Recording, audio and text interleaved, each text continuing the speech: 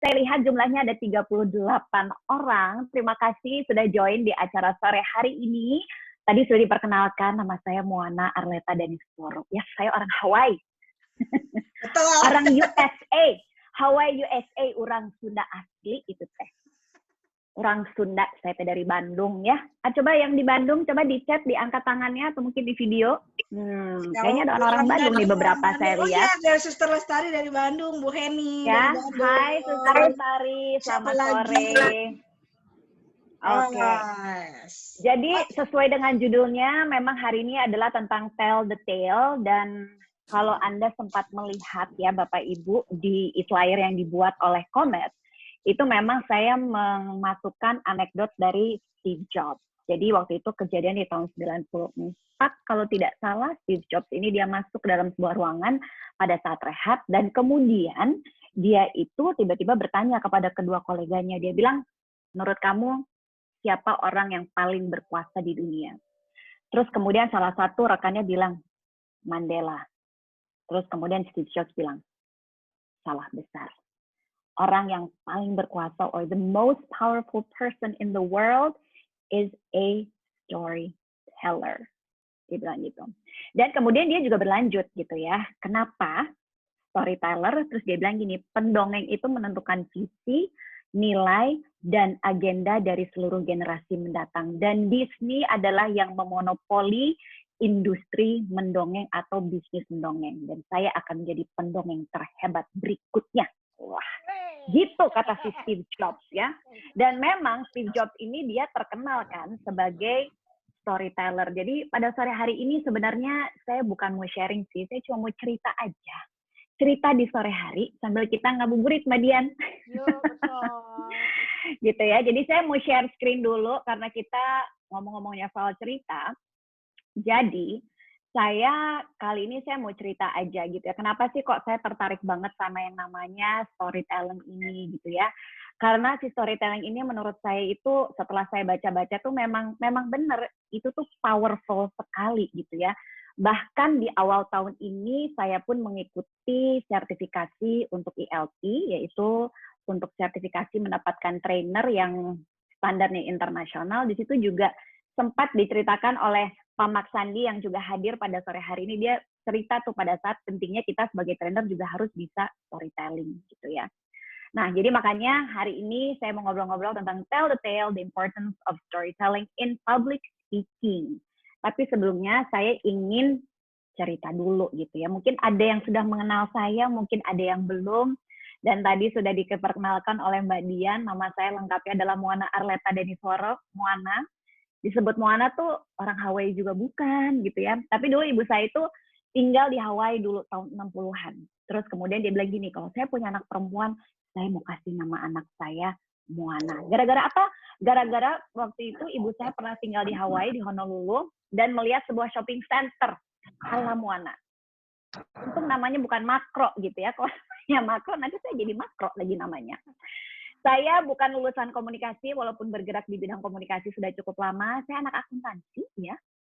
Terus kemudian saya mengambil lisensi NLP Practitioner di tahun 2017, kemudian di tahun 2018 mengambil license Master Trainer, dan kemudian baru di tahun ini saya bergabung bersama teman-teman di MWF dan mendapatkan license trainer atau essential license trainer. Kalau pengalaman karir, nah ini pengalaman saya semenjak tahun 94 menjadi seorang broadcaster atau penyiar, terus kemudian saya sampai sekarang masih menjadi seorang voice over talent.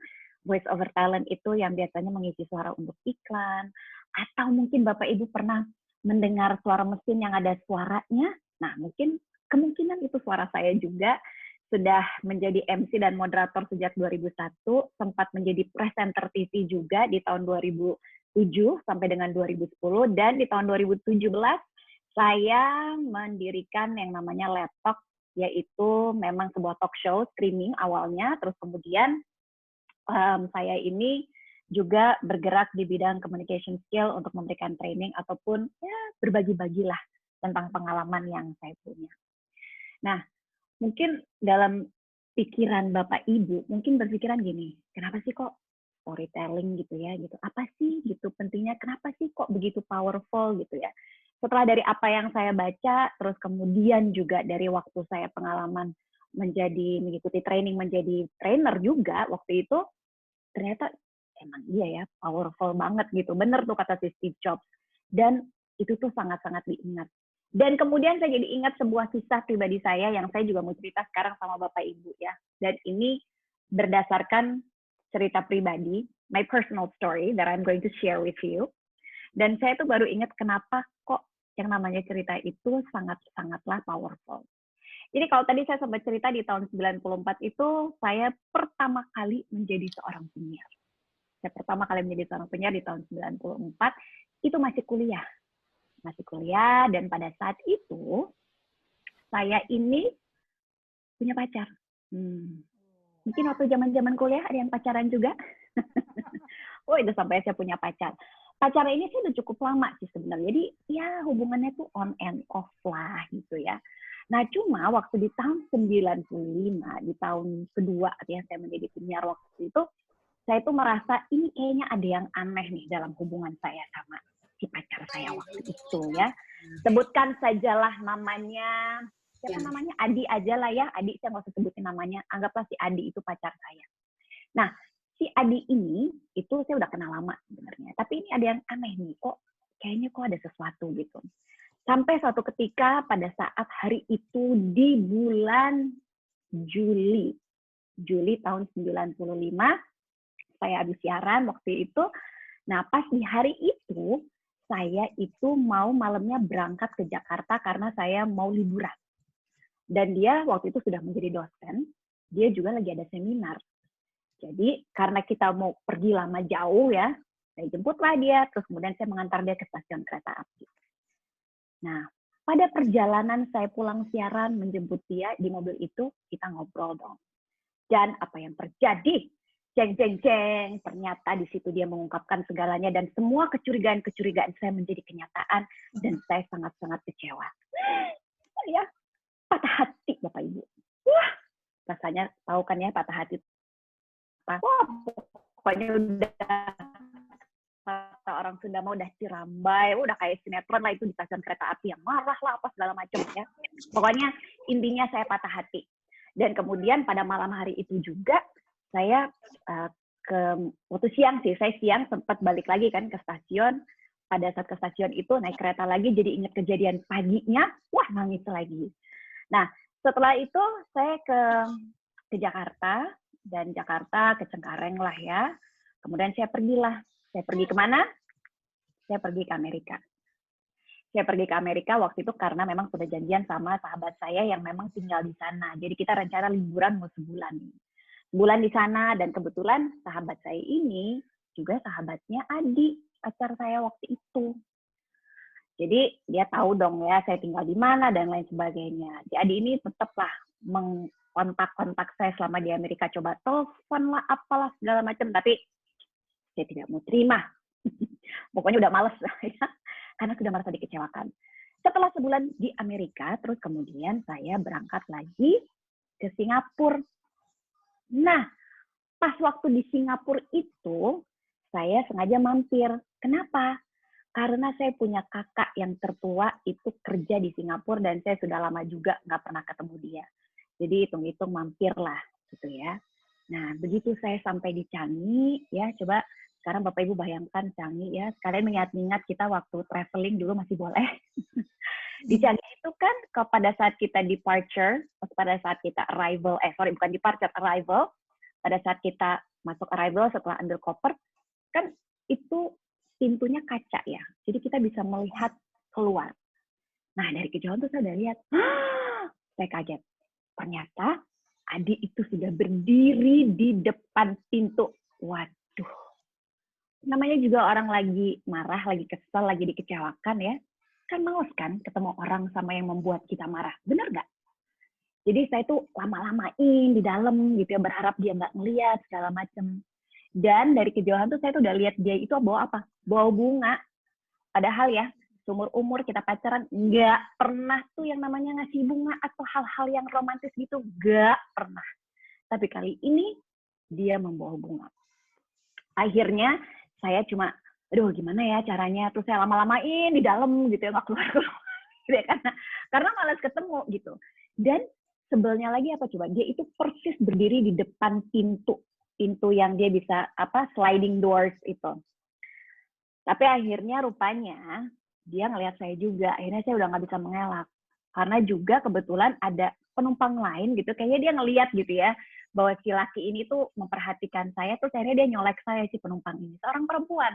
Terus dia nyolek saya, dia bilang gini, excuse me ma'am, I think that gentleman with the flowers, I think he's waiting for you. Terus saya cuma ngeliat dia tuh cuma ngangguk-ngangguk dengan penuh iya gitu ya, sambil senyumnya agak males gitu. Ya sudahlah, akhirnya dia melihat saya juga melihat dia, mau nggak mau saya keluar kan.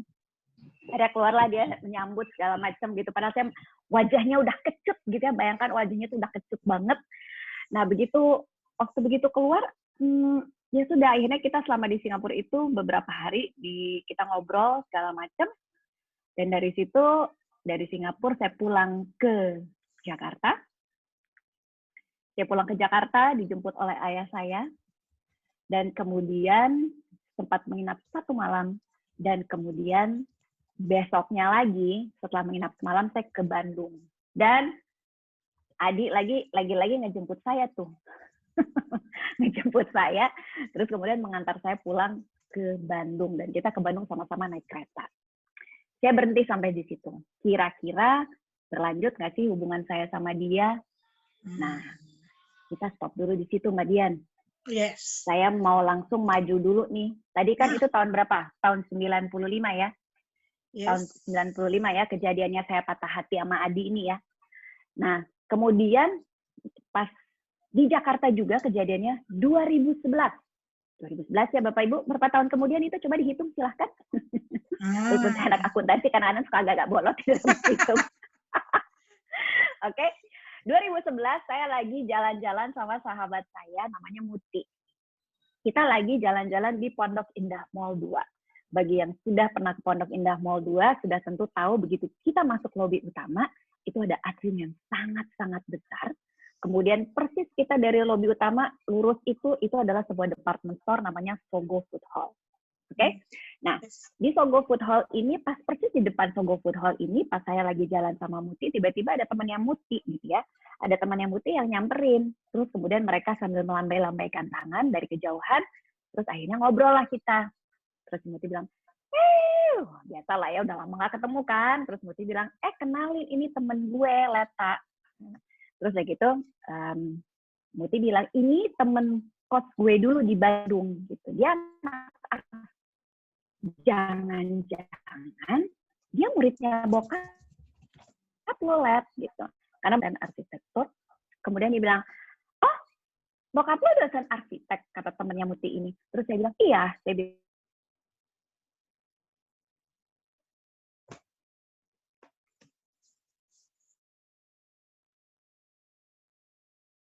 mengak lebar ya, bayangkan dia mengak lebar, dia bilang, oh, kamu Leta yang waktu itu patah hati, terus ke Amerika, terus waktu ke Singapura dijemput pacarnya bawa bunga itu ya? Temennya Muti sampai bilang gitu, saya langsung menganga. Hah? Kok kenal juga enggak? Kok tahu ceritanya? Ujuk-ujuk pas ketemu, dia langsung bilang gitu. Terus saya pikir, kok tahu dari mana gitu ya? Wah, ini jangan-jangan gosipnya udah beredar nih gitu kan? Iya tahu, kita tuh di kampus bla bla bla bla bla bla bla bla bla. Ya ampun, kok ceritanya, dan itu tahun 2011 masih aja dibahas gitu, padahal kejadiannya udah belasan tahun yang lalu kan. Oke, itu 2011 ya. Terus kemudian kita stop di situ, kita maju lagi 7 tahun kemudian di tahun 2018. Ya, 2018 itu baru 2 tahun yang lalu kan. 2 tahun yang lalu ayah saya ini ulang tahun yang ke-80. Terus kita mengadakan sebuah acara waktu itu untuk merayakan usia beliau 80, sekali juga 53 tahun beliau berkarya di dunia arsitektur. Nah, akhirnya ketemu lagi tuh sama temannya Muti, gitu kan. Terus kemudian, apa kabar, Let? Segala macam, baik, gitu. Oh, masih ingat gue nggak? Kita ketemu tuh tahun dulu, di tahun 2011, di depan PI Mall. Oh iya, itu loh, yang waktu gue bilang, lo, patah hati tahun 95. Terus dalam hati, halo, ini udah 7 tahun kemudian masih dibahas ya. Terus saya bilang gini, kok bisa tahu gitu. Akhirnya saya tanya penasaran, by the way, kalau tahu sih cerita tentang gue itu, gue bilang gitu kan, loh itu mah anak-anak searsitektur tahu kali, tahu dari mana gitu ya. Padahal si Adi itu satu kampus tapi beda jurusan sih, dan beda angkatan juga. Saya bilang, kok lu bisa tahu sih? Ya elah, bokap lo kalah cerita di kelas. Terus lah, hah? Cerita di kelas? Iya. Jadi anak-anak tuh tahu kalau misalnya cerita. Terus bang, iya. Bokap lo itu kan kalau ngajar, dia tuh suka cerita-cerita di kelas. Jadi kita tahu, makanya waktu itu kita bilang, aduh enak banget ya jadi anaknya Pak Dhani, siapa patah hati terus bisa terbang main-main ke Amerika. Dicapnya seperti itu gitu kan. Langsung tuh saya pikir, oh oke. Itu bukti bahwa satu adalah ternyata yang namanya cerita itu sangat powerful, bahkan saya nggak kenal orangnya, dia juga nggak kenal saya, tapi itu cerita kejadian tahun 95, itu masih sangat mempengaruhi di dalam pikiran murid-muridnya ayah saya. Itu saking powerful-nya dan memorable-nya banget gitu. Dan setelah kejadian itu saya baru oh iya ternyata cerita tuh ini banget ya gitu. Itu yang pertama. Dan kedua, ini kayaknya bokap gue ember banget gitu. Dia kata, iya bokap gue tuh suka cerita-cerita. So, itu cerita pengalaman pribadi saya yang saya alami dari sebuah storytelling yang telah dilakukan oleh ayah saya pribadi di dalam kelas, dan kemudian ternyata berdampak sekali gitu pada murid-muridnya. Dan saking seringnya cerita di kelas, saya juga baru tahu bahwa ternyata dianggapnya bapak saya ini adalah sebagai dosen yang seru. Ya, dosen favorit kalau di kampusnya itu di jurusan arsitektur ini gitu ya, sehingga sangat diingat gitu oleh mahasiswa-mahasiswanya, dan itu udah dari generasi ke generasi banyak banget gitu. Tapi sebelum saya cerita kenapa sih kok cerita itu bisa gitu ya, begitu powerful, begitu mudah diingat, coba kita telusuri dulu deh sejarah kita. Kalau misalkan ini ceritanya lagi zaman batu ya, sudah dilihat tuh, udah banyak gambar-gambar dan lain sebagainya. Dan memang yang namanya bercerita itu ini merupakan salah satu seni tertua. Dan ini sudah dibuktikan dari pada masih zaman purba, orang-orang itu sudah mulai menulis, mungkin mereka belum adanya bahasa, tapi mereka mulai berkomunikasi, mulai bercerita dengan adanya gambar-gambar. Seperti contoh di sini. Dan juga kita ini adalah makhluk yang bertutur. Kita ini adalah makhluk yang mempunyai bahasa gitu. Kalau hewan bersuara, kalau kita ya kita punya bahasa gitu. Dan memang sebuah kebutuhan kita juga sebagai makhluk sosial untuk berbagi pikiran, berbagi perasaan, dan salah satu caranya yaitu melalui kita berkomunikasi, melalui bicara, melalui oral gitu ya. Dan itu dari dahulu kala, contohnya dari di Indonesia sendiri adalah dengan adanya wayang. Kan ini juga cerita kan, orang tuh sampai semalam suntuk gitu kan nonton wayang gitu ya. Ini salah satu media aja bercerita, yaitu dengan wayang kalau di Indonesia. Dan memang cerita ini dari dulu, dari zaman dahulu kala tuh sudah digunakan manusia untuk berbagai hal. Salah satunya itu adalah memang untuk mentransfer ilmu, mentransfer nilai-nilai dan lain sebagainya itu kepada turunannya gitu ya. Jadi dengan passing knowledge. Terus kemudian kenapa begitu bisa memorable banget juga, karena memang menyentuh emosi kita yang namanya cerita itu. Kayak tadi pada saat saya bercerita, mungkin saja ada di antara Bapak Ibu yang tiba-tiba jadi ingat pacarnya dulu. Mungkin loh gitu ya. Atau bisa juga jadi tiba-tiba mengingat peristiwa yang menyakitkan gitu, karena apa yang saya cerita tadi bisa jadi itu menyentuh emosinya Bapak Ibu gitu kan. Dan juga kenapa storytelling ini begitu kuat gitu ya, karena dia itu mencerminkan cara kita berpikir. Manusia itu berpikir secara naratif, struktur berpikirnya itu secara naratif gitu. Jadi seringkali mengingat fakta itu lebih mudah kalau dengan bercerita gitu. Masa iya sih gitu kan? Yang benar gitu ya. Coba mari kita sama-sama buktikan. Kita latihan sekarang ini gitu ya. Mbak Dian? Yes. Yuk. Coba saya sekarang mau minta bantuan sama teman-teman cari volunteer. Saya perlu volunteer 6 orang. 6 ya? Ya, 6 orang volunteer, 6 orang ya. Terus kemudian saya akan sebutkan dulu cara mainnya. Ini kita mari membuat password.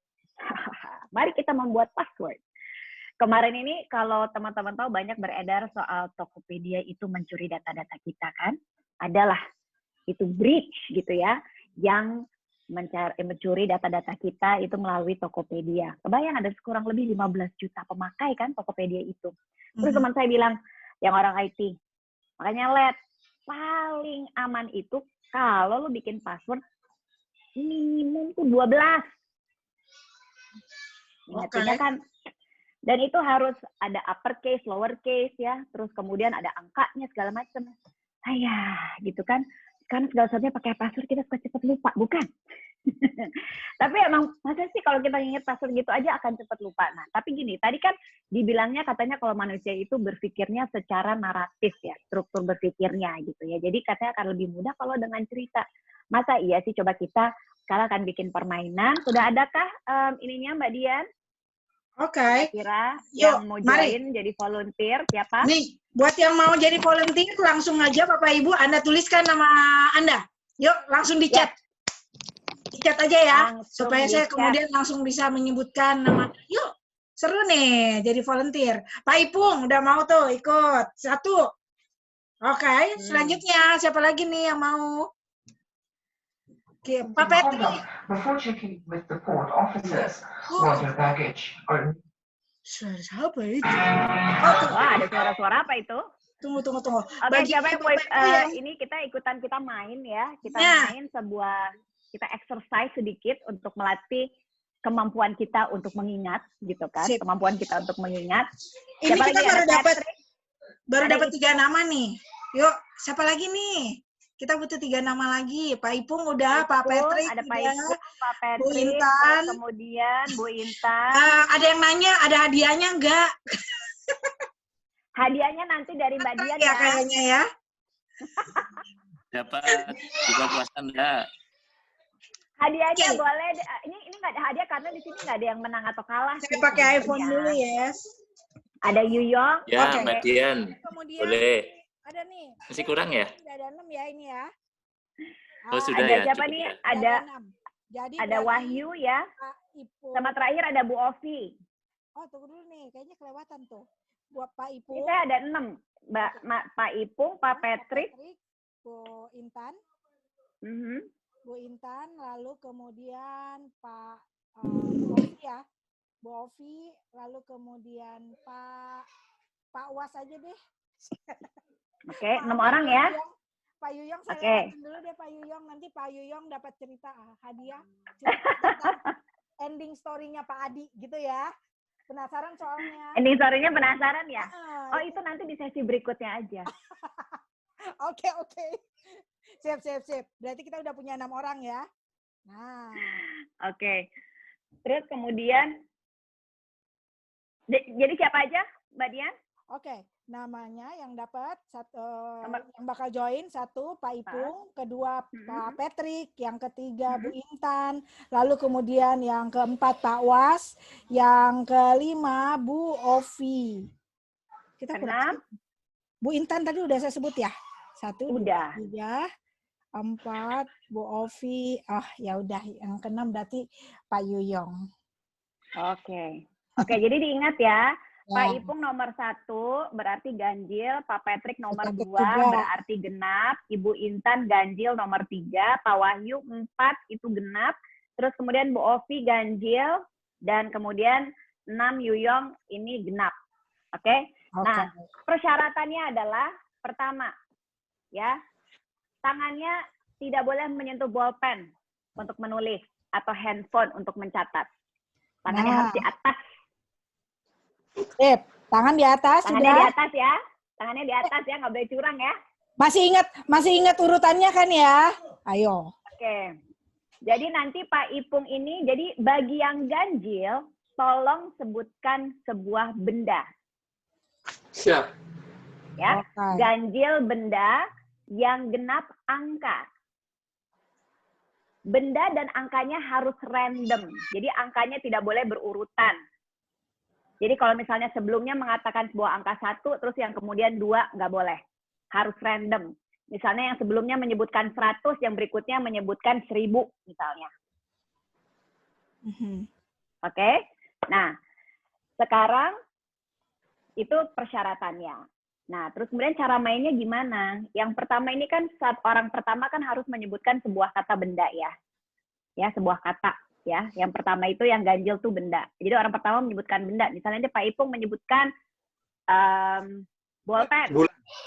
Ya, misalnya. Terus kemudian Pak Patrick harus menyebutkan kata atau angka sebelumnya, terus kemudian menyebutkan angka atau benda yang harus disebut. Jadi misalnya, Pak Ipung tadi menyebutkan bola. Terus kalau karena Pak Patrick adalah angka, jadi bola 10. Ya, Pak Patrick harus bilang bola 10. Nah, orang yang ketiga, Ibu Intan, menyebutkan lagi benda.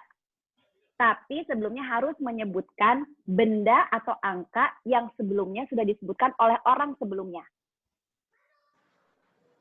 Paham maksudnya? Jadi kalau nanti Bu Intan orang ketiga berarti harus nyebut bolpen 10 telepon. Nanti orang yang keempat harus nyebutkan 3 kata yang sebelumnya itu.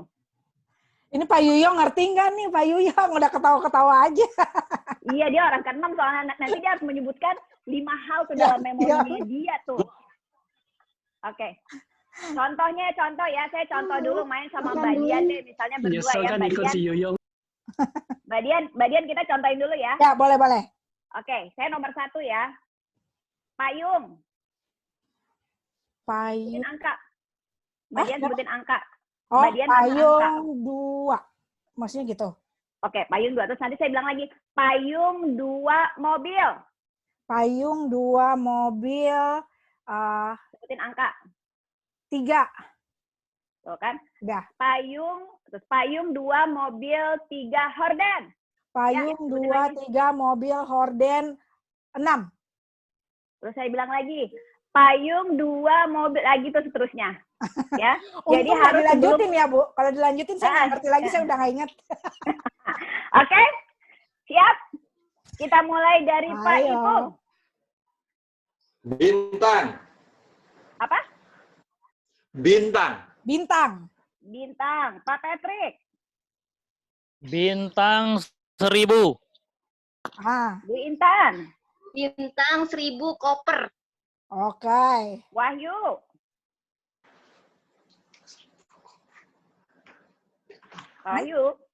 Pak Was. Maksudnya? Halo. Pak Was. Bintang 1000 koper 76. Bu Ovi. Ayo harus jujur ya, angkat tangan loh. Jujur ya, angkat tangan. Pak Was nggak kelihatan nih tangannya, ayo Pak Was. Bu Ovi apa Bu Ovi?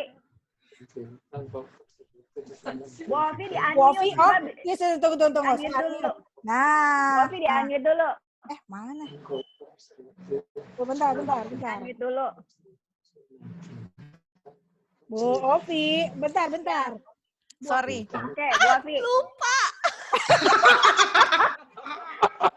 Ini gara-gara kita, maaf ya. Nggak fokus. Gara-gara dari tadi unmute nih kayaknya. Iya, lupa. Cuma inget 1000 koper 76. Bintang. Oke. Ini elimination game ya? Bu Ovi apa? Aku baru ingetnya itu aja. 1000 koper 76. Bintang, Bu. Terus mobil. Bintang ya sebelumnya ya, Pak? Bintang. Bintang 1000 koper 76 mobil. Oke. Bintang 1000 koper 76 mobil 20. Ipung lagi. Bintang 1000 koper 76 Ayo. mobil 20. Lalu? Jangan dicatat ya. Jangan Patrick. Lanjut. Lanjut nih, muter. Waktu menyebutkan dia ada satu benda yang dia tidak disebutkan. Jadi memang pada kenyataannya emang benar kalau kita hanya menyebutkan fakta itu sangat sulit bagi kita untuk diingat. Ya kan kayak tadi kan random banget, bintang 1000, koper 76, mobil 20, hantu, terus nanti kemudian apalagi dan bayangkan itu sampai 12 kalau ada sekian banyak, terus kemudian kita tidak bisa hafal. Satu memang kemampuan orang juga sebenarnya ada kapasitasnya dia untuk menghafal itu tuh biasanya cuma 7 sampai dengan 9. Kalau secara normal tuh biasa kalau kita nyebutin benda-benda sampai udah orang yang udah ke 5 ke 7 tuh biasanya udah struggling tuh. Tadi apa aja ya bendanya yang disebutin, tadi apa aja ya gitu, tadi apa aja ya gitu. Nah, tapi kalau misalkan kita bentuk dalam cerita gitu misalnya, pada malam hari banyak sekali bintang, ada 1000 di atas sana. Dan saya melihatnya waktu saya pulang dari airport sambil membawa koper. Kemudian saya mampir ke kedai 76 untuk membeli kopi, dan kemudian ada mobil yang langsung menjemput saya. Dan saya lihat ternyata di belakang ada 20 orang yang sedang mengantri untuk minum. Lalu pas lagi di tengah jalan malam-malam tiba-tiba saya melihat kaca spion dan lihat, oh hantu. Biasanya orang akan lebih minat lagi kalau dalam bentuk cerita. Tapi kalau tadi hanya dalam bentuk fakta-faktanya, biasanya orang tidak akan ingat gitu. Nah, jadi kenapa sih kok sebenarnya ini begitu powerful gitu ya? Itu kenapa sih gitu? Apakah memang begitu? Sebenarnya ada penjelasan secara saintifiknya sih Bapak Ibu ya dari yang pernah saya baca. Jadi ada seorang dia ini adalah seorang dosen ya, dia ini seorang professor, he's a psychological professor ya, namanya Uri Hassen. Gitu, dan Uri Hassen ini adalah assistant professor of psychology at Princeton University and he did an experiment for Princeton's Neuroscience Institute. Jadi dia ini melakukan sebuah penelitian di mana dia itu ada beberapa orang, di satu suruh bercerita dan sisanya mendengarkan. Dan mereka ini ditempel kayak di-scan lah otaknya gitu ya, dengan menggunakan sebanyak alat-alat gitu ya. Di otaknya itu ditempelkan lah kabel-kabel dan lain sebagainya. Jadi yang menariknya, si otak kita itu pada saat proses kita berkomunikasi, terutama dalam bercerita kepada orang, itu adanya begini, begitu saya cerita, mungkin waktu awalnya kita belum klik tuh, tapi lama-lama ya, otak teman-teman semua ini, Bapak Ibu yang mendengarkan saya, itu iramanya sama. Pada saat dia, kalau di otaknya tuh, itu grafiknya tuh lama-lama dia jadi sama. Itu bisa terjadi karena ada yang namanya neural coupling. Jadi dia bisa mengaktifkan beberapa bagian-bagian dalam otak kita. Jadi dan itu juga bisa membuat si pendengar itu bisa merefleksikan cerita yang dia dengar menjadi pengalaman pribadinya atau ide-ide mereka. Jadi ini adalah namanya neural coupling. Dan tadi struktur manusia itu berpikirnya kan secara naratif ya. Kita tuh mirroring our thoughts gitu ya. Nah, pada saat saya bercerita tadi, itu lama-kelamaan, selain lama-lama semuanya nih ya, semuanya nih, Bu Ovi, Bu Beatrix, Pak Ipung, Yuyong, segala macam, itu semua tuh kita irama otaknya tuh sama. Dan irama otak yang ada di Bapak Ibu semua itu sama juga yang ada di dalam otak saya. Jadi kita ini jadi sama gitu. Aktivitas di otak saya sama di aktivitas di otak Bapak Ibu itu jadi sama. Jadi kenapa hal itu memudahkan kita untuk sebagai speaker menanamkan ide kita kepada orang lain. Jadi orang lain juga cenderung untuk lebih setuju dengan apa yang kita katakan. Kalau kita melakukan dengan storytelling ini. Nah, selain itu juga ada yang namanya, kita ini yang mengeluarkan yang namanya dopamin. Jadi si otak ini dia merilis dopamin kepada sistem, ya, experience emotion. Kalau pada saat bercerita kan mungkin ada emosi yang bermain. Itu juga jadinya membuat kita tuh jadi lebih mudah untuk mengingat dan juga akurasinya jadi lebih besar. Dan pada saat itu tadi, pada saat memproses fakta, ada 2 area di dalam otak kita itu yang juga akan aktif. Gitu. Jadi cerita yang disampaikan dengan baik itu tuh bisa melibatkan banyak sekali area di dalam otak kita gitu. Jadi pada saat kita bercerita, inilah gimana secara neuroscience itu bisa berpengaruh terhadap otak kita. Dan pada dasarnya manusia itu memang senang cerita kan, sampai sekarang gitu kan. Walaupun mungkin medianya beda-beda. Contoh film, siapa sih yang nggak senang nonton film? Benar nggak? Atau contoh mungkin Bu Ovi nih salah satu dosen yang saya juga tahu, saya tahu beliau adalah pendengar drakor. Nah, kenapa orang begitu terkesima dan kayaknya jadi ketagihan, jadi wah gitu, jadi into banget gitu, kayaknya mengaduk-aduk emosi gitu ya kalau nonton drama Korea itu. Karena ya itu gitu, dia bisa menceritakannya dengan baik sehingga kita jadi merasa ikut terlibat, perasaan kita baca buku cerita kan kadang-kadang suka jadi ikut, ih sebel gue sama karakter ini, benci banget nih gue sama si anu gitu kan, ih sebel banget deh ini si tokoh si ini, ya kan? Kita sampai punya perasaan bisa ikut sebel sama si karakter yang dituliskan oleh si penulis, karena cara dia menceritakan itu tuh bisa ya itu tadi sangat berdampak banget sama otak kita, jadi kita terbawa karena emosi kita yang karena si storytelling ini.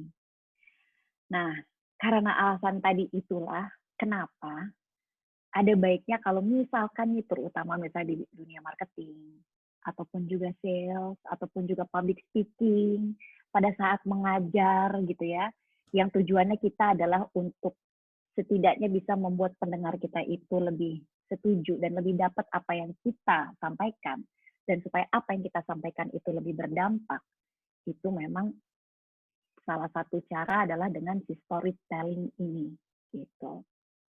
Dan ngomong-ngomong soal sales juga gitu ya, saya nggak tahu kalau Bapak Ibu pernah dengar namanya Dr. Kevin Hogan. Dia sebenarnya seorang psikolog juga. Saya pernah mengikuti salah satu webinarnya dia. Dan dia ini orangnya mungkin kalau saya bilang ya very typical American yang senang banget cerita, apa cerita, dan gaya dia tuh dia memang kayak cerita aja. Dia akan menceritakan pengalaman dia dan semuanya gitu ya. Dia akan menceritakan pengalaman dia dan kita jadi bisa belajar dari pengalaman-pengalaman dia. Dan contohnya begini deh. Pada satu saat di dunia kita ini, kita tuh pasti akan di apa ya istilahnya itu, kita akan dihadapkan pada posisi sebenarnya kita ini jualan. Untuk apapun tuh kita ini jualan. Mau sebagai seorang dosen jualan juga, bener nggak? Mau misalnya punya produk ya kita jualan. Sebagai trainer pun kita jualan, ya kan? Guru juga jualan kan? Murid-murid tinggal bilang, gue nggak mau, gue pengen sama guru yang itu, soalnya guru itu lebih enak sih. Kenapa salah satu guru bisa ada yang lebih menarik daripada guru yang lain? Kenapa barang yang A lebih laku daripada barang yang lain, gitu ya. Contoh paling sederhana misalnya gini deh. Saya kasih contoh misalnya ya. Ini saya punya, saya kelihatan kan ya di layar kan ya? Kelihatan. Oke. Ini saya ada satu barang nih misalnya. Ini katakanlah barang ini bisa mengencangkan kulit Anda. Harganya 5 juta. Beli deh, bagus tahu. Itu pedagang A tuh. Menjual alat ini untuk pengencang muka. 5 juta, bagus, beli aja deh. Bagus kok. Cuma gitu doang. Datanglah pedagang B dengan barang yang sama. Tahu nggak? Gue ini kemarin, saya ini loh baru beli. Ini alat ya untuk pengencang muka ya. Pertama tuh nggak percaya gitu. Masa sih? Cuman segede gini, sekecil ini bisa nih membuat kita untuk bisa lebih jadi mengencangkan muka. Terus iseng dong, saya coba. Sehari, 2 hari, 3 hari, 5 menit aja. Bener loh. Jadi kenceng banget tadi yang tadinya matanya begini tuh jadi begini. Terus saya cerita ke temen hal yang sama. Dia jadi penasaran kan make. Dia cobain sama. Mungkin karena dia lebih muda, efeknya dia lebih cepat loh. Kalau saya kan butuh waktu kurang lebih 10 hari. Dia dalam waktu 5 hari aja. Dia udah langsung. Dia cerita lagi sama temennya, dan dia adalah sebuah testimoni. Kira-kira kalau misalkan saya jual barang seperti itu dan Anda mau membeli, kira-kira dari pedagang A atau B? Mbak Dian kira-kira mau dari A atau B, Mbak Dian? Bisa. Akan lebih percaya sama yang mana? Oh, nah itu. Kalau beli dengan siapa bisa dua-duanya. Tapi kalau lebih percaya jelas yang kedua dong. Yang kedua, kenapa? Karena sudah dia dengan caranya, pertama dia bercerita dan sudah ada pengalaman. Dan dia tahu bahwa kamu sudah memakainya. You have experience it. Nah, karena alasan itu juga makanya si Dr. Kevin Hogan bilang, people buy you and your stories before what you are selling. Jadi sebelum orang melihat produknya, produk boleh banyak sama di mana-mana, tapi orang akan ngelihat kamu tuh siapa dulu nih, kamunya tuh kayak apa dulu, menyenangkan atau tidak orangnya, terus kemudian cerita-ceritanya gimana nih tentang orang tersebut gitu. Jadi memang tidak ada salahnya kalau kita bisa memasukkan gitu ya pada saat kita entah itu presentasi, apa kita itu jualan dan lain sebagainya untuk memasukkan cerita-cerita kita ke dalamnya. Karena itu bisa membuat kita juga jadi lebih kredibel. Satu, kalau kita punya cerita-cerita, tapi harus jujur ya ceritanya ya. Bukan cerita ngarang gitu ya, cerita yang jujur. Jadi orang akan percaya, oh oke, kalau sama Leta, dia percaya deh. Dia pernah di siaran ini. Kalau yang ini nggak tahu juga dia ceritanya apa ya. Gitu. Jadi dengan kita cerita dan orang juga tahu cerita tentang kita, itu biasanya akan membuat kita juga jadi orang yang lebih dipercaya gitu. It makes it more credible gitu. Jadinya orang akan lebih percaya sama apa yang mau kita jual juga. Nah, berikut ini saya mau kasih lihat sama teman-teman ada sebuah film. Dan ini merupakan menurut saya satu contoh yang sangat baik untuk presentasi dengan storytelling. Pernah lihat Mad Men? Ini juga ada di Netflix. Ini sebenarnya film lama dari tahun 2007. On air cukup lama, sekitar 8 tahun sampai 2015. Dan ini menceritakan seseorang yang memang bekerja di dunia agency. Nah, di sini, di adegan ini, dia itu sedang mencoba untuk menjual sebuah produk yang baru. Yang kira-kira gimana caranya untuk bisa masuk orang-orang dan orang mau beli gitu produk ini. Nah, bagusnya dia ini sangat penuh emosi. Sehingga dampaknya itu orang jadi benar-benar terkesima. Nah, seperti apakah itu? Kita sama-sama sebentar, sama-sama kita lihat videonya. Oh, suaranya belum muncul, Celeta. Mungkin tadi belum dicentang ya waktu di share screen. Oke, mohon maaf sebentar. Gak apa-apa. Nah, ini biasa ya, tadi pas kita latihan kayaknya udah oke banget gitu. Pas jadi saya stop share dulu stop sebentar share dulu, ya. Yes. Okay. Stop share dulu, kemudian saya share lagi karena tadi belum share computer sound. Sekarang mari kita share computer sound. Oke. Let's see. Share screen. Nah, sembari nunggu, Mbak Leta sedang... Oke, ini sudah ada median. Udah nih, langsung lanjut kalau gitu. Sudah ini ya, coba saya make sure lagi sebentar. Sih. Sebentar, udah share computer. Oke, here we go. Mohon maaf, let's start. Technology is a glittering lure, but there's the rare occasion when the public can be engaged on a level beyond flash. If they have a sentimental bond with the product. My first job, I was in-house at a fur company with this old pro copywriter, Greek, named Teddy. And Teddy told me the most important idea in advertising is new. Creates an itch. You simply put your product in there as a kind of calamine lotion. But he also talked about a deeper bond with the product. Nostalgia. It's delicate, but potent. Sweetheart.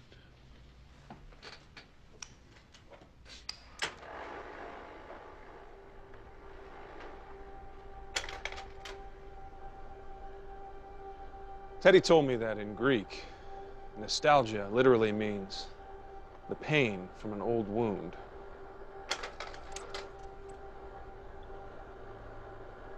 It's a twinge in your heart, far more powerful than memory alone. This device isn't a spaceship. It's a time machine.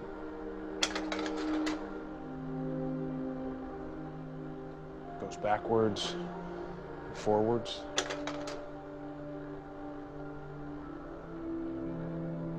It takes us to a place where we ache to go again.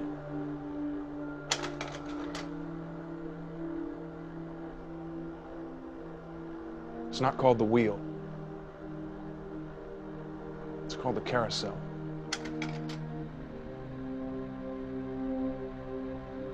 It lets us travel the way a child travels. Round and around, and back home again.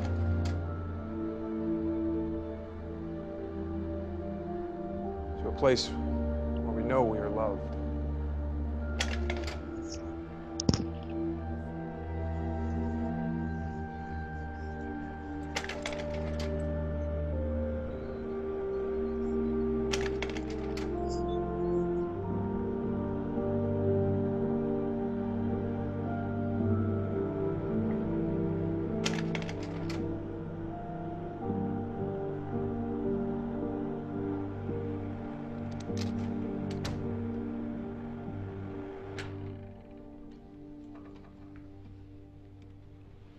Good luck at your next meeting.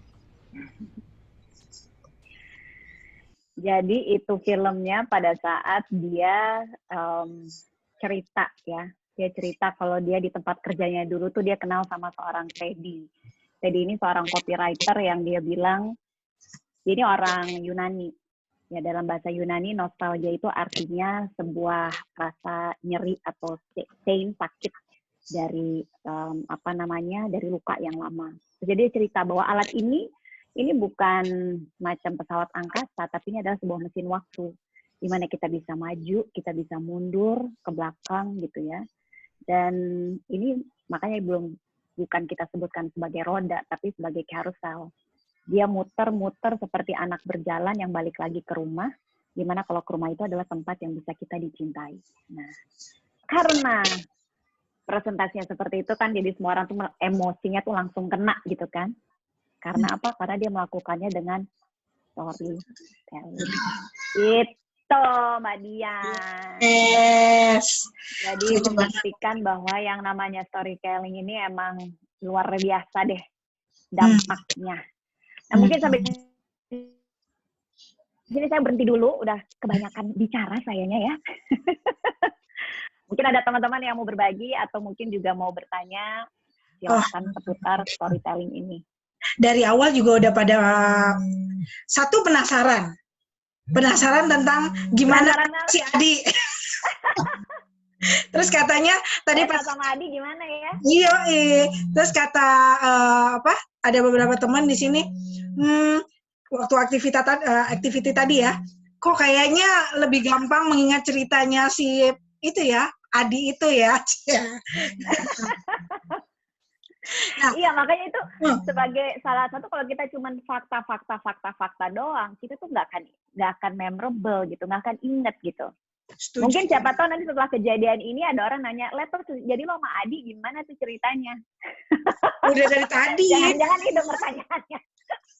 Memang itu dari tadi pertanyaannya beberapa orang penasaran, kepo gitu ya. Itu efek cerita berarti ya? Karena efek cerita. Orang pengen tahu endingnya selalu seperti apa. Nah, tapi kalau ngomongin soal pertanyaan, ada dua pertanyaan at least dari Pak Daniel dengan Bu Intan. Cuman saya mencoba untuk menggabungkan dua pertanyaan beliau karena mirip-mirip gitu. Mirip. Jadi kalau Pak Daniel bertanya bahwa setiap orang pasti bisa cerita. Nah, bagaimana sih supaya kita bisa cerita dengan baik? Mungkin lebih masuk lagi dengan pertanyaannya Bu Intan. Intinya tuh gimana caranya orang membuat orang-orang itu mau mendengarkan kita. Jadi kalau Pak Daniel kan yang baik, tapi lebih jauh lagi supaya orang itu tuh mau dengerin. Gitu. Ini sebenarnya udah benar-benar lebih ke teknis ya. Kalau misalnya cerita yang baik itu bagaimana, ada beragam banget latihan yang bisa membuat kita ini untuk bisa mau cerita. Kenapa cerita ini begitu gampang dan saya anjurkan karena pasti semua orang itu bisa cerita. Semua orang pasti bisa cerita. Dan kedua, semua orang pasti punya cerita. Ya nggak? Mbak Dian pasti punya segudang cerita. Betul. Kemudian Mbak Intan juga punya segudang cerita. Pak Daniel juga saya yakin punya segudang cerita lainnya. Nah, kalau misalkan bagaimana cara mau mendengarkan, ya itu sebenarnya dengan cerita itu sendiri, itu bisa membuat sebagai sebuah grabbing statement juga. Jadi kalau misalkan, kalau cerita itu tadi ya, itu tadi, biasanya lama-lama orang akan tune in sama kita karena si otak kita itu akan sama kan. Yang tadi saya bilang, neural coupling. Jadi kalau memang lama-kelamaan mungkin dia nggak nge, tapi ada satu saat di mana satu titik dia akan klik. Nah begitu dia klik, dia akan tune in terus sama kita. Okay. Dan itu biasanya pasti orang otomatis nanti dia akan mendengarkan dan dia akan mengikuti. Karena dengan mengikuti ini, kenapa tadi dia bisa klik, itu walaupun kejadiannya saya di masa lalu, tapi itu bisa jadi berdampak pada Anda di saat ini. Atau mungkin kalau misalnya kita dalam sebuah produk, saya cerita tentang pengalaman saya tentang sebuah produk, itu akan berdampak pada juga nanti keputusan dia misalnya di masa yang akan datang. Dia jadi beli produk ini apa enggak gitu, misalnya. Nah, biasanya sih kalau dengan kita bercerita aja, orang tuh akan otomatis dia akan ngeklik sama kita. Jadi kalau misalnya bagaimana orang mau mendengarkan itu memang banyak ininya sih ya, kayak pendekatan-pendekatannya dulu sih. Bisa langsung kita cerita di tengah presentasi, biasanya orang akan langsung seret. Atau kasih cerita yang sama sekali nggak ada hubungannya sama apa yang kita bakal presentasiin misalnya. Itu juga bisa. Jadi yang totally different, jadi kita itu udah kayak grabbing attention si orang lah, hah? Terus langsung kita, oh udah dapet nih, I got your attention. Nah dari situ baru kita giring dia untuk ke yang lain. Nah, kalau dengan bagaimana kita bercerita yang baik, sebenarnya secara tidak langsung, ingat nggak kapan Anda merasa paling nyaman biasanya cerita sama siapa? Biasanya orang sama teman-teman terdekat, benar nggak? Setuju. Ya kan? Orang tuh biasa akan lepas orang, wah, ini dengan semua ekspresi mukanya tuh keluar gitu kan? Biasanya kan? Langsung dengan, oh ini gitu. Karena sama teman apa, kita udah nyaman. Kita udah merasa familiar dengan orang itu.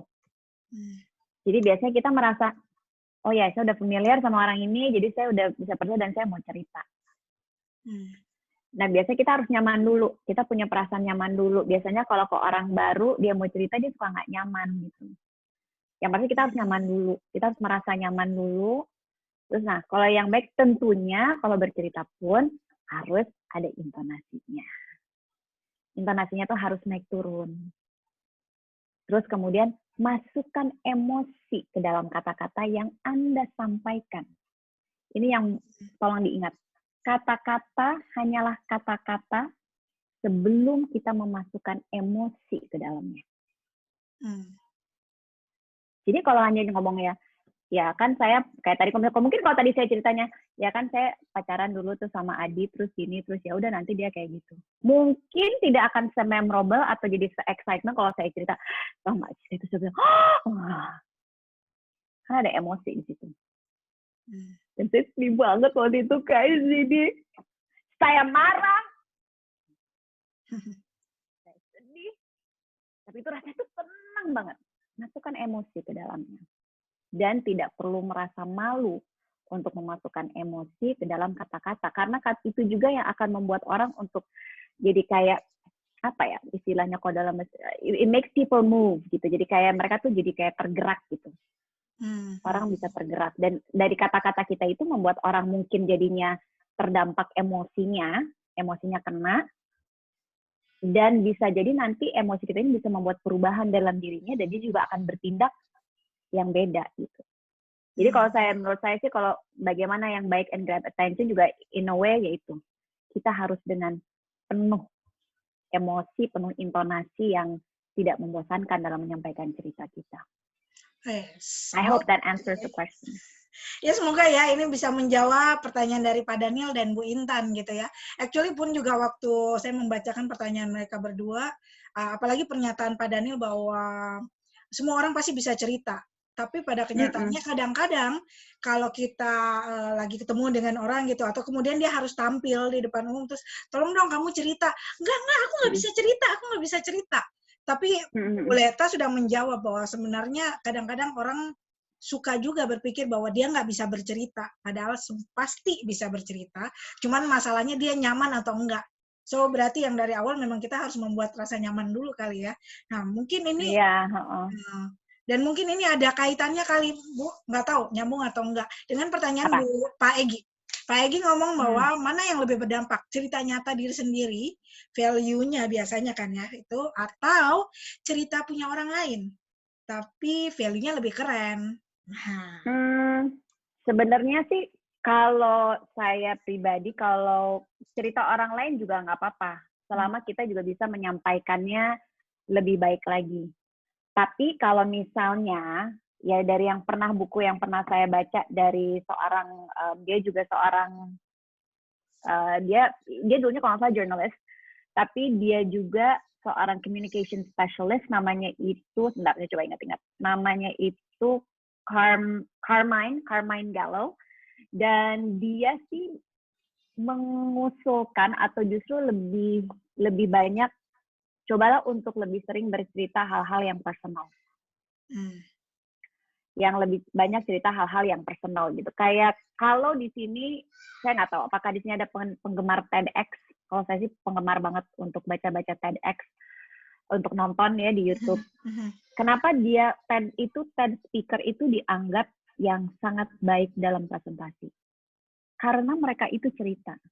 Dan ceritanya itu adalah dari pengalaman mereka sendiri biasanya.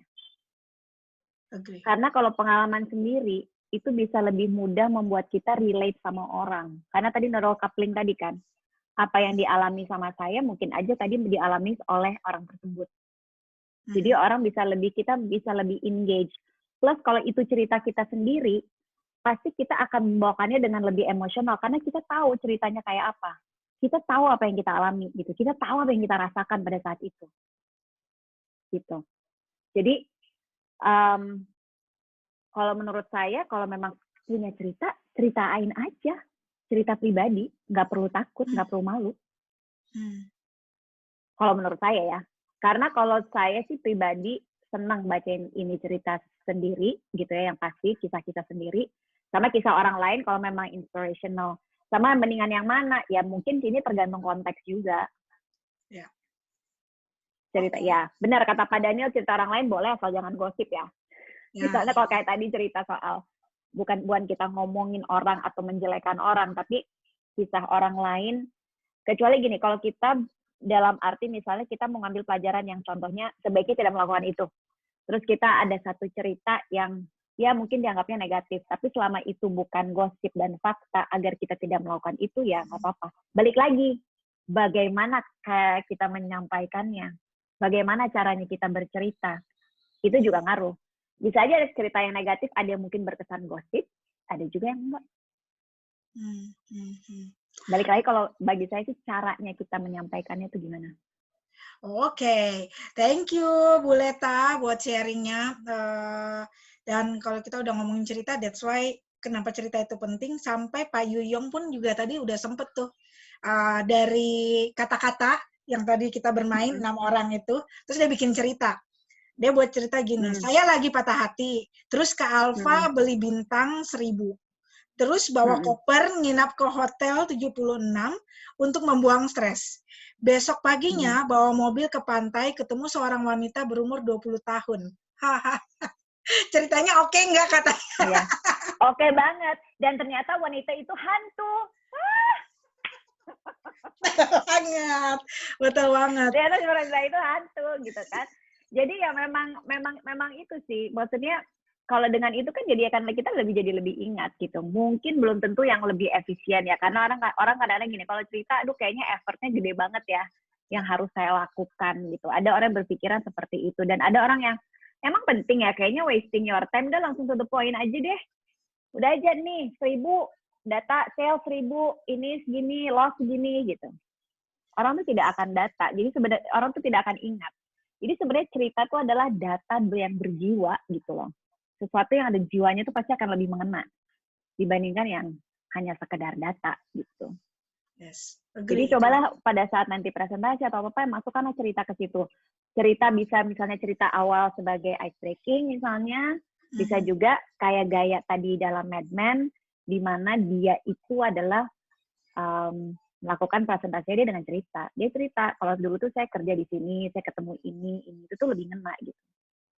It makes you more human. Yes. Dan kita kan manusia yang lebih punya emosi gitu loh. Oke. Buat aku sih gitu. Thank you Bu Leta buat sharingnya. Buat Bapak Ibu yang lainnya kalau misalnya ada yang bertanya, boleh loh. Atau pengen cerita, boleh juga sih kalau pengen cerita. Dia ada yang bilang nih, tadi pagi saya kepikiran bikin buku storytelling pengalaman pribadi. Ternyata dikumpul-kumpul lumayan juga ini ceritanya. Kumpulinlah cerita-cerita. Tapi gini, kalau misalnya jadi speaker atau dimanapun ya, terutama kalau untuk yang trainer atau Anda dosen, itu ceritanya harus sama, harus konsisten. Kalau tidak konsisten, misalnya jadi dosen, ngajar di angkatan 2000, terus kemudian di angkatan 2002 ceritanya beda lagi. Terus sama mahasiswa saling cerita gitu. Kok beda ya sih Ibu? Nah, itu kan jadi satu bisa membuat kredibilitas dia sebagai orang yang bisa dipercaya bisa turun. Jadi ceritanya harus konsisten, jangan ada yang berubah. Setuju banget. Nanti bilangin, dia ngebohong dong. Waktu itu bilangnya segini, kok jadi segini gitu kan? Ya, konsisten ya, itu yang paling penting ya. Dan saya rasa ini Pak Yuyong kayaknya bakal bagus untuk bercerita karena dia konsisten dari tadi pertanyaan sampai katanya udah 3 kali. Jadi hubungan dengan Adi gimana? Terus itu nanti part kedua. Terus ada yang tanya lagi kepo. Di sini sebenarnya ada Pak Adi nggak sih? Tolong kalau ada Pak Adi, acungkan jempol Anda. Nggak ada ya. Dilarang masuk di sini ya. Boleh masuk di cerita kedua kali ya. Asik. Ini berarti cerita nanti bakal sharing lagi nih di sini kedua kali. Lo langsung nembak ya. Kita mah yang santai-santai aja lah, ngabuburit gini, cerita sore hari gitu. Namanya juga tell the tale. Jadi ya cerita aja. Jadi sore hari cerita-cerita aja. Cuman orang yang mungkin masih belum banyak menyadari bahwa ternyata efeknya tuh kayak apa sih gitu. Karena ternyata ya itu tadi yang sudah dilakukan sebuah penelitian gitu ya oleh seorang profesor psikologi di Princeton University, dan dia memang melakukan penelitian ini gitu. Jadi kenapa sebenarnya cerita ini dalam public speaking itu menjadi hal yang sangat baik dilakukan karena bisa membuat kita lebih connect kepada audiens kita. Salah satu hal dalam public speaking itu kan kita harus bisa nyambung ya sama pendengar kita, sama audiens kita. Nah, salah satunya adalah dengan bercerita itu tadi. Oke. Seperti itu. Secara neuroscience. Mungkin kalau dari teman-teman yang lain, apakah ada yang ingin bertanya, tapi kayaknya lebih senang untuk langsung ngomong gitu, boleh aja Bapak Ibu, just in case Anda pengen ngobrol, pengen bertanya, unmute, lalu kemudian ceritalah, tapi habis itu di-mute lagi ya. Nah, ini dari Pak Patria Krishna. Most recommended literature untuk belajar storytelling. Saya tidak punya satu buku yang khusus untuk storytelling karena jujur saya juga ngambil dari banyak ya. Kalau saya ngambil dari internet, dari YouTube, dari bacaan banyak. Bacaan. Dari bacaan. Sundanya keluarnya itu saya USA ya, jadi Hawaii USA. Tapi kalau misalnya karena saya mungkin alirannya itu adalah tipe orang yang kalau berbicara depan publik tidak terlalu formal, lebih informal dan gayanya lebih santai dan lebih bercerita. Ada baiknya coba cari buku yang How to Speak Like a TED Speaker. Oke. How to Speak Like a TED Speaker. Like TED Speaker, kayaknya ada tuh bukunya. Kalau nggak salah Talk Like TED. Talk Like TED. Oke. Talk Like TED. Jadi di situ sedikit menyinggung soal storytelling, salah satu yang if you want to be a great speaker, be a good storyteller. Tapi kalau tentang secara saintifiknya sendiri itu ada beberapa salah satunya bisa lihat ya si Uri Hassen itu. Dia professor of psychology di Princeton University. Oke. Sip, thank you. Ada lagi sama latihan banyak mendongeng aja. Latihan banyak mendongeng, yes. Mendongeng itu lebih sulit nggak Datang sih, pilihan saya ayam jago.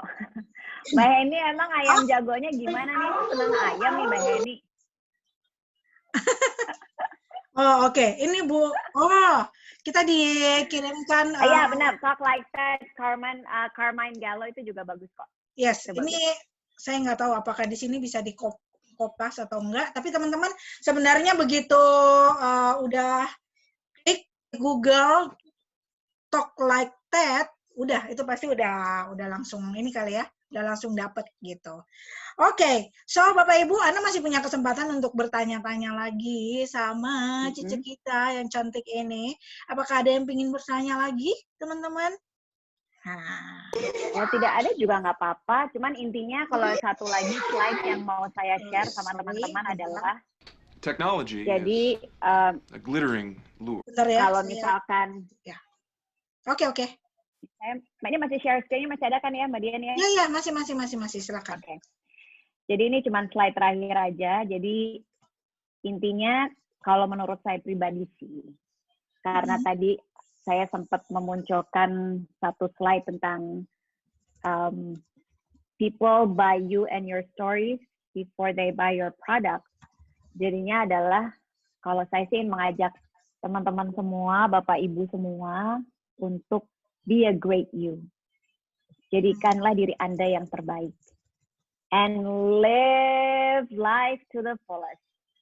Pokoknya cari pengalaman sebanyak-banyaknya, be adventurous, lakukan ini, lakukan itu. Mungkin gak ada kaitannya sama pekerjaan Anda, tapi itu bisa jadi pengalaman Anda yang bisa ditarik pelajarannya tuh banyak banget gitu. Dan ya tentunya kalau nanti banyak pengalaman, create many stories to tell. Latihanlah banyak bercerita kepada orang-orang di sekitar. Dengan seperti itu, insya Allah nanti kita bisa menjadi the great storyteller, just like Disney and also Steve Jobs. Dan kalau misalkan ada pertanyaan lain lebih lanjut, boleh loh kontak-kontak saya di IG. Mana tuh kontaknya? Ya, bisa lewat email lettalk.id@gmail.com atau lettalk.id. IG-nya silakan di-follow. Saya kalau saat ini setiap seminggu sekali mengadakan IG Live yang kita ngebahas berbagai macam hal on communication skill. Jadi, Ian, sharing saya, cerita saya di sore hari ini. Semoga ada manfaatnya buat teman-teman cerita sore hari. Yang pasti bikin penasaran sih buat sebagian orang kayaknya. Yes. Enggak, pasti sayang banget ini denger. Tadi udah di-capture ya Bapak Ibu ya untuk kontak-kontaknya. Oke, thank you Pak Ipung. Pak Ipung ngomong inspiratif banget. Oh, oke. Ini ada Pak Daniel. Udah menganit, katanya pengen sharing. Silakan Pak Daniel. Mungkin saya mau nambahin aja, apa yang disampaikan Celeta tuh bener banget. Karena waktu itu saya belajar dari teman-teman waktu saya punya kesempatan kerja di IBM. Saya kan ngikutin sales, jadi saya orangnya computer science, orang teknis semua. Ya, kalau teman-teman tahu yang jadi CEO-nya Garuda sekarang, Mas Irfan Setiaputra, nah itu mentor saya tuh. Dia lulusan ITB, dia kalau jualan nggak berhasil. Tapi setiap kali saya ikut dia nggak pernah jualan. Dia selalu menceritakan tentang waktu dia di ITB, tentang rokoknya dia, dan lain sebagainya sama klien gitu. Ngobrol aja tentang mobilnya gitu kan. Terakhir dia cuma bilang, gimana nih? Lu jadi kan pesen? Gitu. Lu jadi kan order? Ya kan? Gue langsung terpikir, ya udah nggak apa-apa gitu. Jadi setiap hari datang tuh orang nungguin ceritanya. Bahkan kliennya pun datang akan make time untuk ketemu, jadi ngobrol gitu. Tapi at the end, he closing a lot of deal gitu. Nah, situ saya lihat, iya powerful ya. Emang powerful. Makanya, jadi, karena kita jadi kayak lu ada maunya gitu loh. It's very subtle gitu kan. Kita jadi akrab gitu, informal, ini tuh jadi enak gitu. Jadinya nggak kayak jualan. Nah, yang tadi yang disampaikan juga benar, be honest. Jadi kalau kita udah bisa cerita tuh sebenarnya kita dekat. Nah, semua orang tuh pasti nyaman kok kalau kita udah merasa dekat. Apalagi we tell the truth ya, the true story. Apalagi saya juga ngalamin beberapa kali, iya ya, kemarin saya ngalamin hal yang sama loh. Gue nggak kepikiran tuh kalau lu bisa kayak gitu. Jadi kita kasih dia another solution, kita nggak pernah tahu. Nah, yang kedua tuh yang paling penting, kalau kita jujur ya, saya percaya bahwa semesta itu kan berbicara. Ya kan, kadang-kadang itu kita ketemu sama orang, bukan kebetulan, saya selalu bilang bertepatan. Jadi ketika kita kasih satu cerita kita itu ternyata yang lagi ditunggu-tunggu nih, sebuah solusi, sebuah semangat, atau sesuatu yang dia nggak pernah dapat. Nah, kalau dia udah dapat itu dari kita, you engage. Begitu you engage, dia nggak beli pun, dia susah nolaknya. Iya, Gitu. itu. Itu sih. Karena itu tadi, yang kalau kita udah cerita, kita tuh kan bisa masuk nih. Kita udah sinkron nih otaknya. Udah sama nih. Udah sama, udah nyaman. Jadi kalau mau apa-apa jadinya gampang. Dan dia akan kasih tahu kita, sebenarnya gue nggak suka sih barang lo, kenapa barang lo terlalu mahal, budget gue tuh nggak masuk, bla bla bla. Kita ya cerita gitu. Dan kalau memang nggak klop ya udah. Tapi dia akan kasih tahu gitu, karena dia berusaha untuk sejujur mungkin, sebaik mungkin. Nah kadang-kadang kita kan ketemu nih, daripada kita nanya, ayo gimana dong, lo beli gitu kan, kesannya malah kita nggak tahu the main problem isunya apa kan. Nah dengan kita engage, percayalah sampai hari ini it's work for me in every time. Kalau teman-teman di komen tahu saya kan selalu apapun kalau ketemu saya selalu mulai dengan sebuah cerita. Buat Dian, buat Max, buat siapa kan pasti tahu tuh. Saya pasti mulai dengan sebuah cerita. Oke gitu. Thank you. Oke, thank you Pak Daniel. Terima kasih share-nya. untuk sharingnya. Nah, ini ada pertanyaan dari Pak Henry Chandra nih. Kita masih punya waktu 6 menit, so balik kita coba cek nih. Apakah ada penelitian orang tua yang berusia lanjut cenderung lebih banyak bercerita? Saya nggak tahu kalau misalnya ada penelitian seperti itu, tapi kalau dari pengalaman saya dengan ketemu dengan orang-orang yang sudah berusia, mereka tuh pasti punya banyak cerita dan pengen diungkapkan. Ini sih saya nggak tahu kalau ini adalah scientific seperti ini ya, tapi kalau menurut saya pribadi, orang kalau sudah tua itu satu, temannya itu semakin sedikit. Benar nggak? Temannya udah semakin sedikit kan? Yes. Temannya udah semakin sedikit. Mungkin dia di rumah sendirian gitu kan? Mungkin pasangannya udah nggak ada gitu. Dan manusia itu pada dasarnya, kenapa disebut komunikasi? Karena dari kata dasar komunikare. Komunikare itu adalah kita ini manusia yang ingin punya kebutuhan untuk berbagi. Mungkin saja orang tua tersebut dulu-dulunya jarang cerita. Tapi kita semakin bertambah usia kan, semakin nyaman dengan diri, semakin juga nggak terlalu peduli sama kata orang lebih kadang-kadang ya. Jadi kita lebih kadang-kadang udah lebih plong aja, nothing tulus lah istilahnya. Kita lebih nothing tulus, ya udah kita ngomong aja. Mungkin kalau menurut saya orang tua jadi kayak gitu. Mungkin ada hal-hal yang masih kayak untuk melepaskan emosi yang ada di dalam. Atau mungkin dia memang karena dia butuh berbagi, butuh sharing. Jadi kadang-kadang kalau ketemu orang dia tuh seneng kan, cerita lagi, dulu saya ini, dulu zaman papa ini, dulu pas zaman om ini, apa. Saya tuh kan minum obat ya. Kalau orang tua kan gitu kan, ceritanya tuh nggak obat, masa lalunya dia, masa kesuksesannya dia, dan lain sebagainya. Mungkin aja dia ingin membangkitkan kembali rasa itu karena itu memberikan dia rasa senang. Saya nggak tahu kalau secara saintifik apakah memang begitu, cuman kalau dari pengamatan dan pengalaman pribadi, menurut saya sih kayaknya itu ya alasannya. Ada kecenderungan kali ya. Yes. Ada kecenderungan untuk seperti itu, untuk cerita. Aku boleh nambahin ya, yang bahaya karena orang tua suka selalu mengatakan dulu. Nah, mungkin cerita yang dimaksud dengan Arleta di dalam konteks ini bukan cerita yang seperti itu. Karena cerita yang seperti itu memang banyakkan orang tua, kalau dia mau nasihati seseorang, tahu nggak, dulu ayah tuh begini loh, jadi kamu tuh nggak begini. Nah, itu cerita yang memojokkan sebenarnya, jadi mungkin itu malah tidak menguntungkan. Apalagi kalau kita dalam hal menjual ya, mungkin bukan cerita yang itu yang dimaksudkan, tapi kalau penelitian atau enggak, aku nggak tahu persis sih.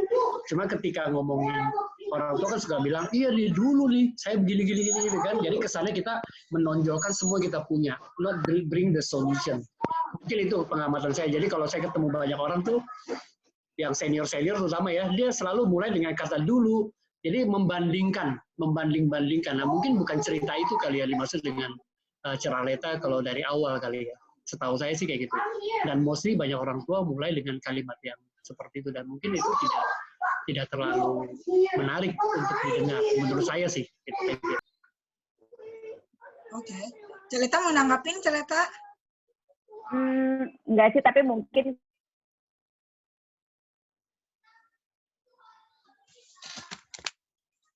kalau saya. Cuman kalau balik lagi ke masalah ini penelitian, ya jujur saya juga nggak tahu apakah ada penelitian itu. Saya belum pernah baca atau melihat videonya mengenai ini.